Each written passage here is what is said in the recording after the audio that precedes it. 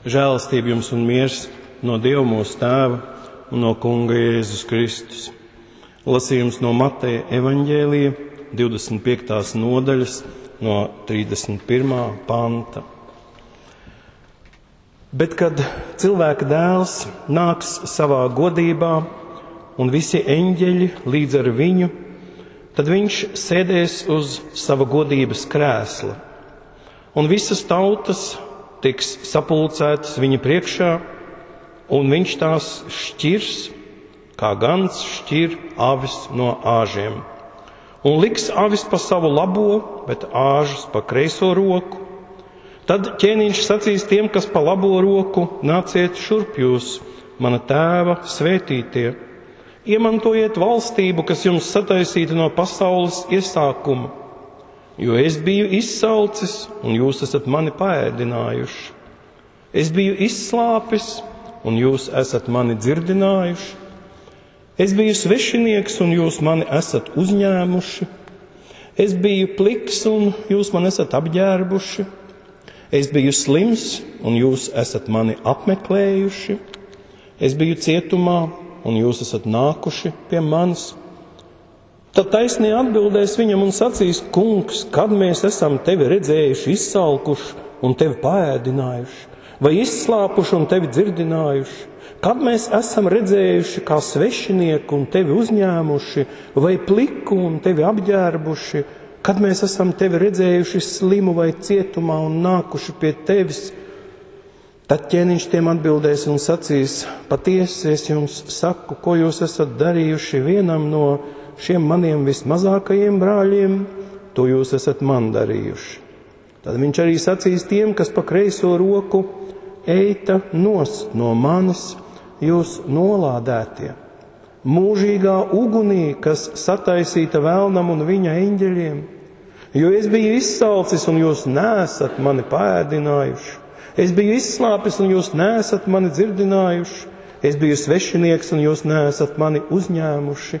Es biju pliks, un jūs neesat mani apģērbuši. Es biju slims un cietumā, un jūs neesat mani apmeklējuši. Tad tie arī viņam atbildēs un sacīs: Kungs, kad mēs esam tevi redzējuši izsalkuši vai izslāpuši, vai kā svešinieku, vai pliku, vai slimu, vai cietumā, un neesam tev kalpojuši? Tad viņš tiem atbildēs un sacīs: Patiesi, es jums saku, ko jūs neesat darījuši vienam no šiem vismazākajiem, to jūs arī man neesat darījuši. Un tie ieies mūžīgā sodībā, bet taisnie mūžīgā dzīvībā. Āmen. Dievs Kungs nāc ar savu svēto garu pie katra no mums. Palīdz, ka mēs tavus vārdus saprotam, lai tie mūs stiprina un vada ticībā, jo tavu vārdi ir mūžīgā patiesība. Āmen.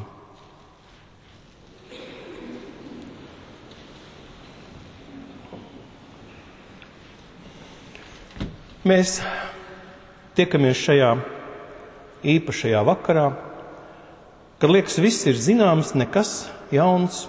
Šodien jums nav ko teikt un domāt. Vienu gada skaitli nomainīs nākamais. Mūsu dzīve turpinās savu gaitu. Neko daudz tur mēs nevaram ietekmēt, kā jau lasījumā no Sālamana mācītāja grāmatas dzirdējām. Visam ir nolikts savs laiks.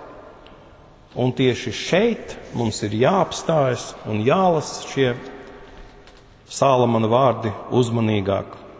Tik daudzas reizes tiek atkārtota viena un tā pati teikuma konstrukcija: visam jānotiek savā laikā, ka var uznākt bezcerība, vai tad mēs tur ko varam ietekmēt.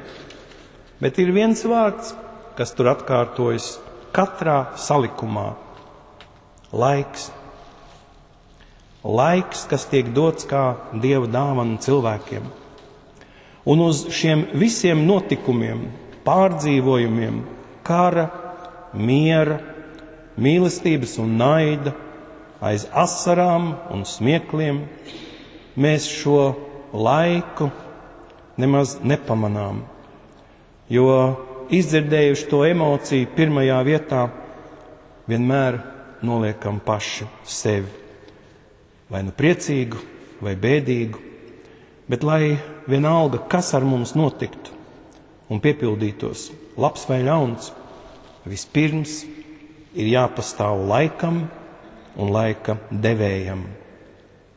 Viņš mums ir ielicis pat cenšanos pēc mūžības, lai arī cilvēks Dieva darbu nespēja saprast līdz galam.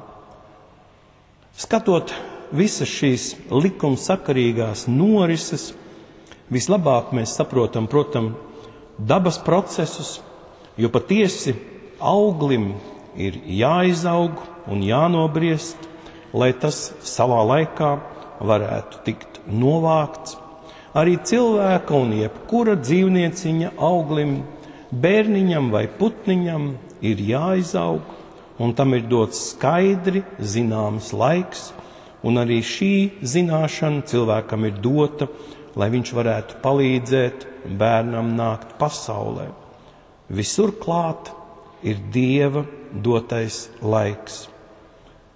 Un tad vienā brīdī liekas, ka ir jāsāk svilt pēdām. Mums laiks ir dots, bet kā un ar ko mēs piepildām šo laiku?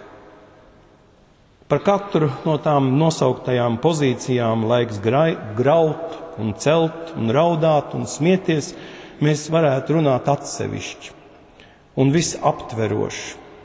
Bet diez vai nonākt pie kāda viena slēdziena, kad tad ir jānotiek karam un kad ir jānāk mieram, vai otrādi, kad ir jāsāk gatavoties karam, un cik ilgi var mīlēt, lai atnāktu ienaids.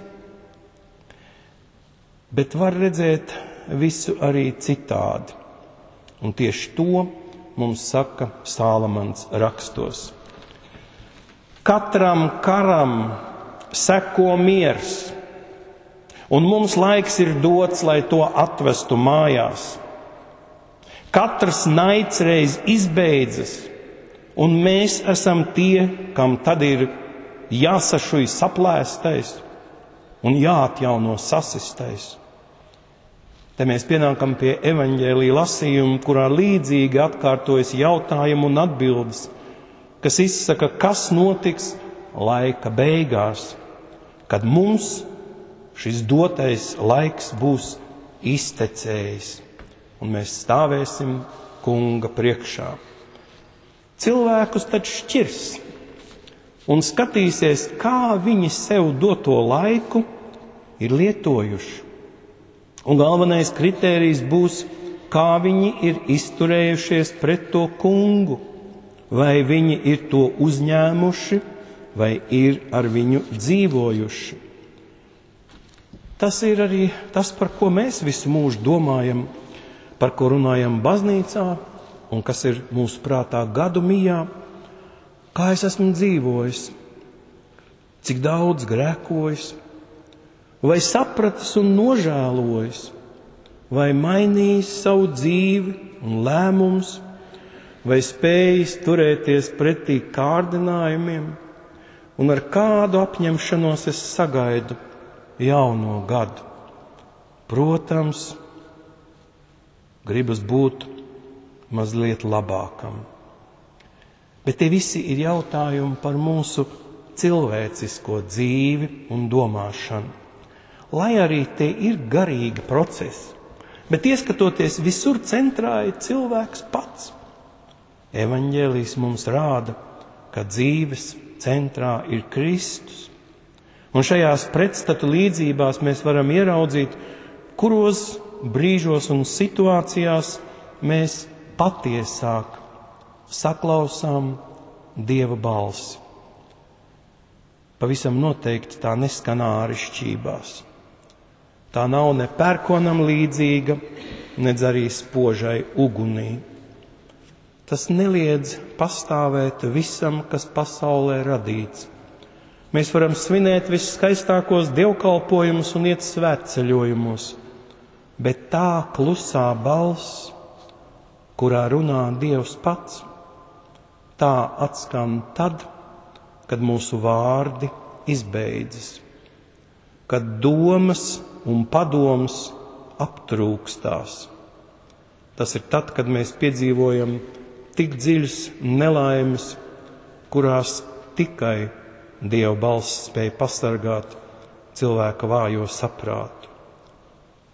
Diez vai kāds varētu prasīt, lai viņam atnāk tādas ciešanas, kas ved Dieva tuvumā, jo tās patiesi ir pie izturības robežas, un tieši tādos gadījumos mēs arī saprotam, kas ir tas dīvainais miers, kur var uzskatīt arī par ārprātu, kas notiek ar cilvēku šādā pārbaudījumā.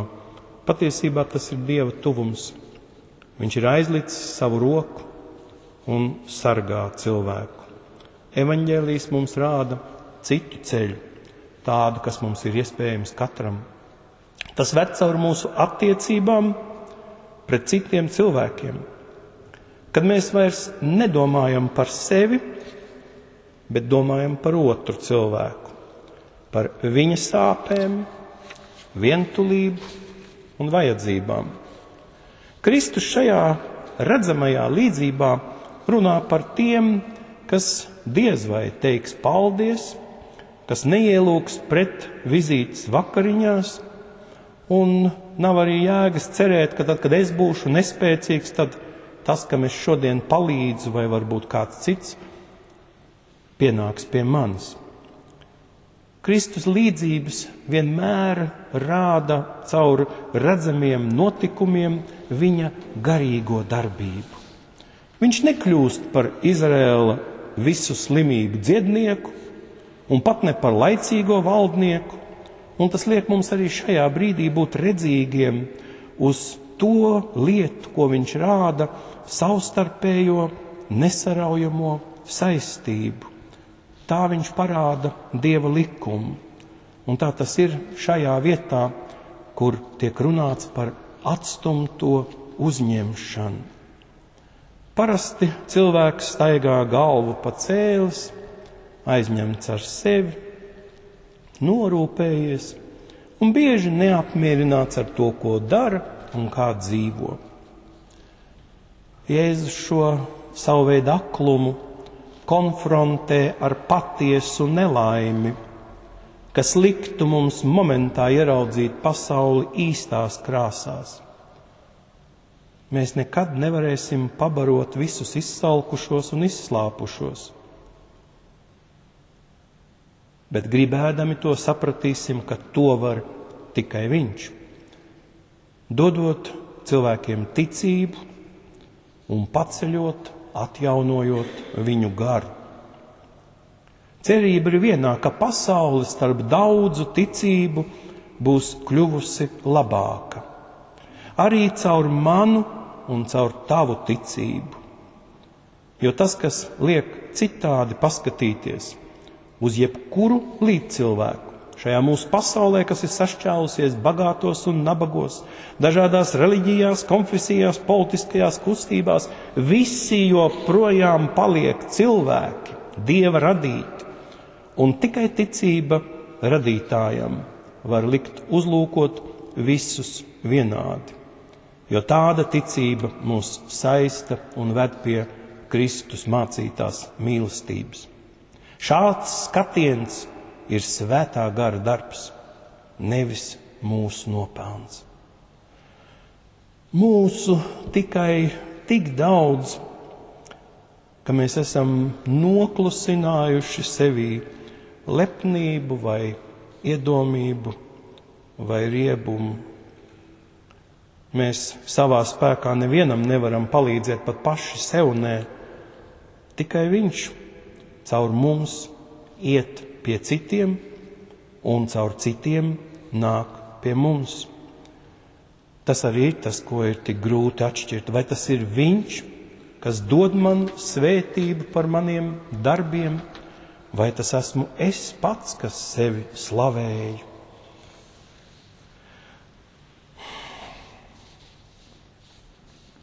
Likās, ka vecgada vakarā tik vien ir jāpasaka, ka ir jāsāk jauna, skaista dzīve, bet doma šajā evaņģēlijā iet dziļāk.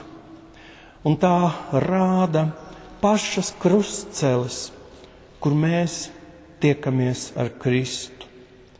Bet varam nepazīt, varam aiziet garām, kā ķēniņa dēlam, kas krustcelēs bija skrandā stērpts. Neskrandas un nespožā cepure ar spalvām cilvēks ir jāsaredz. To Jēzus šeit mums lūdz. Tādēļ ieiesim jaunajā gadā, atcerēdamies, ka laiks mums ir dots, lai darītu Dieva darbus, lai nestu mieru, mīlestību, piedošanu, atgriešanos un atjaunošanos gara spēkā. Un domāsim arī par atjaunošanos miesā, kas ir svētā gara mājoklis. Nebojāsim to ar nelabu ēšanu un dzeršanu, bet atradīsim laiku arī kustēties, tīrot sniegu, braucot ar visādiem ziemas braucamiem, slēpēm, slidām, ragaviņām, vecām bļodām un citiem rīkiem, kuru nosaukums mēs varam arī nezināt. Veselība ir jāglabā jaunībā, jo šī miesa mums tiek dota visam laikam. Un viss laiks pieder tam kungam. Paldies viņam par to. Paldies par mūžīgo klātbūtni. Āmen.